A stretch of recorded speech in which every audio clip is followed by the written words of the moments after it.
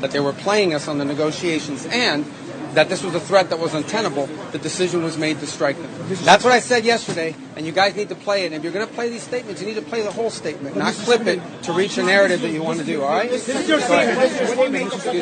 Go ahead. What do you make of the war powers resolution that you consider here? I mean, Congress votes on those. They can if they want. There's mechanisms for it. We've complied with the War Powers Act, even though we believe it's unconstitutional, as has every other administration. Every other president has found the War Powers Act to be unconstitutional. Nonetheless, we notified Gang of Eight, which is an appropriate mechanism by which to notify Congress.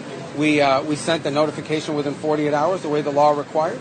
I'm here today to have, I don't know, my 6th or 7th briefing before the entirety of the House and Senate, which is far more than I ever got from any administration in the time that I was here, certainly when I was a member of the Gang of Eight. And so we've over-complied with the law and what it requires. This is an action by the President to address a real threat, This is hostilities designed to eliminate a threat to the safety and the security of the United States and to our allies. Was there a plan in place to evacuate Americans before the attack? Well, that's the plan we're trying to carry out. The problem is, or the challenge we are facing, is airspace closure. If a country closes their airport, for example, in some cases the airports have been hit. So the airport in Kuwait was hit. So if an airport's been attacked or the airspace is closed, then we can have the planes lined up to go, but we can't get them to land because we don't have the permissions to land there. So that's the challenge. But rest assured, we are confident that we are going to be able to assist every American. As I told you right now, we have about a little over 1,500, maybe closer to 1,600 Americans requesting assistance. And we know that we're going to be able to help them. It's going to take a little time because we don't control the airspace closures. That said, there may be more people out there that need help. We need to know who you are. So please, I'm asking the media, publicize the phone numbers and the website because we need people to call in so we have their name, we have their contact information, we have their location and their request. So as these opportunities begin to open up, we can act very quickly to reach them and get them out of harm's way. I want to just clarify what you said. Because you said... There's nothing to clarify. Well, but you said I would give them... No, but you have to read, if you're going to read the whole statement. But your quote is about, we knew that there was going to be an Israeli action. We knew that would precipitate an attack. Yeah, no, I understand. But listen, all right, let me understand. And that's what... but I had a very specific question from that gentleman, right? The president said that... Hold on one second. I asked the very... Okay, but let me answer because this is my press conference. Okay. I was asked a very specific question. So you guys can misrepresent it, but I was asked a very specific question yesterday. The bottom line is this. The president determined we were not going to get hit first. It's that simple, guys. We are not going to put Americans' troops in harm's way. If you tell the president of the United States that if we don't go first, we're going to have more people killed and more people injured, the president's going to go first. That's what he did. That's what the president will always do. He will always put the safety and security of our men and women in uniform and of all Americans before anything else. He's always going to do that, and that's what he did here. In addition to that, I would argue that this threat from Iran, they are hiding behind these missiles and hiding behind these drones. They wanted to reach a point where you couldn't touch them, and then they could do whatever the hell they wanted with their nuclear program. And there is no way in the world that this terroristic regime was going to get nuclear weapons, not under Donald Trump's watch. So the U.S. attack has nothing to do with Israel. It has nothing to do with Israel. Go ahead. Of this operation, though, there's a general question of why the president gave a green light, and then there's a question of why did it have to happen this weekend? Are you saying it had to happen this weekend because of that Israeli action? No, this weekend presented a unique opportunity to take joint action against this threat. And we wanted this to have maximum success. We want this operation to be successful at achieving its objectives. I'll repeat the objectives. The president laid them out yesterday. Iran cannot have a nuclear weapon. It cannot have, and therefore it cannot have the things it was hiding behind to have a nuclear weapons program. What are those things? Number one, we are going to destroy their missiles and their missile launchers. We are going to destroy their capability to make these missiles and these launchers. And we are going to destroy their Navy. Those are the objectives. And this weekend, acting at this time, gave us the highest probability of success in achieving those objectives. And as the Department of War will brief you, we are on or ahead of schedule to do that. So the U.S. attack would have happened no matter what? So the U.S. attack happened no matter what Israel is planning to do? Speaker of the House said Israel was going to act with or without... The president had already made a decision to act on the timing. The president acted on the timing that gave us the highest chance of success. And that's what you're seeing play out right now. You're seeing it play out right now, and you'll see it in the days to come. We will systematically take apart their missile program. We will destroy their ability to sponsor terrorism, by the way. We will destroy their factories. We will destroy their Navy. Those objectives are going to be met. We're well on our way to meeting them. It will not be easy. There will be a price to pay for it, but that is a much lower price to pay than having a nuclear-armed Iran. I got to go brief these guys. Hold on. Yes. Yes, ma'am.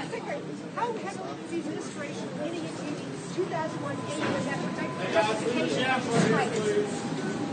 What now?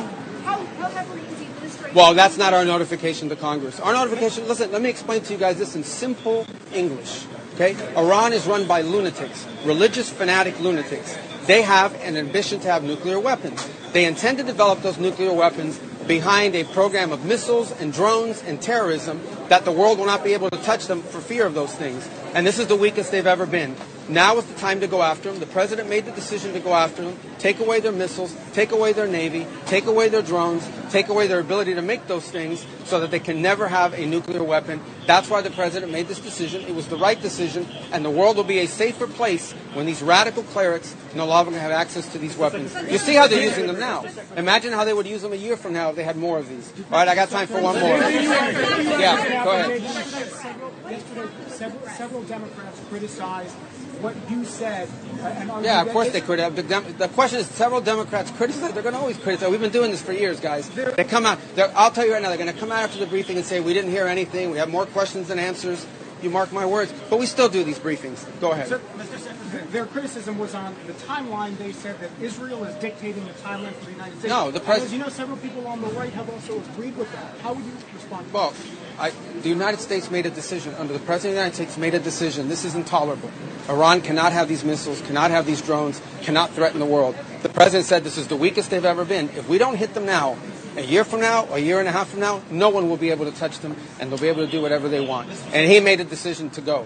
And he made a decision to go in a joint operation because it gave us the highest chance of success. And he made the decision to go first because he concluded that we were not going to get hit first.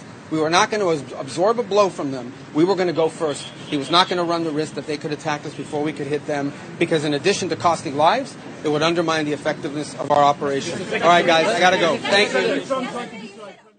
امریکی وزیر خارجہ Marco Rubio کی media سے گفتگو آپ ملاحظہ کر رہے تھے. انہوں نے کہا ایرانی رجیم کے خلاف امریکہ نے اپنے 3 بڑے اہداف تقریباً حاصل کر لیے ہیں.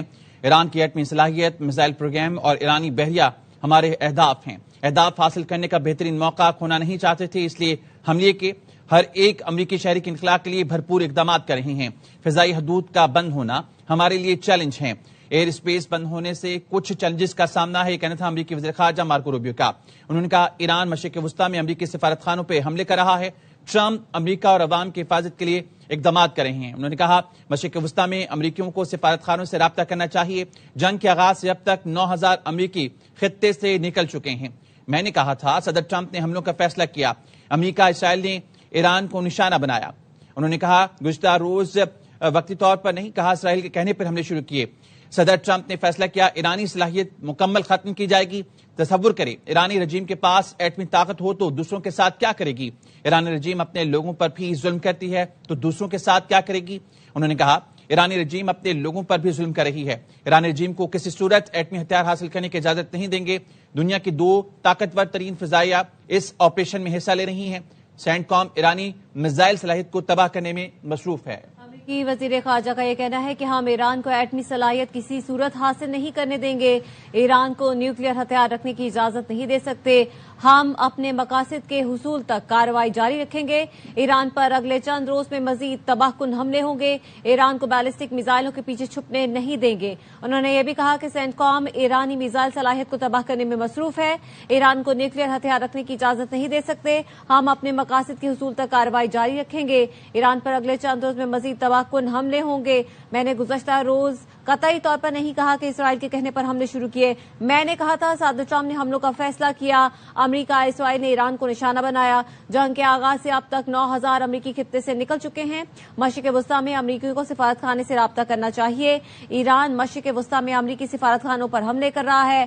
ٹرمپ امریکہ اور عوام کی حفاظت کے لیے اقدامات کر رہے ہیں.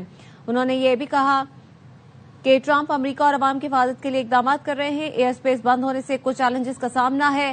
فضائی حدود کا بند ہونا ہمارے لیے چیلنج ہے. ہر ایک امریکی شہری کے انخلاء کے لیے بھرپور اقدامات کر رہا ہے.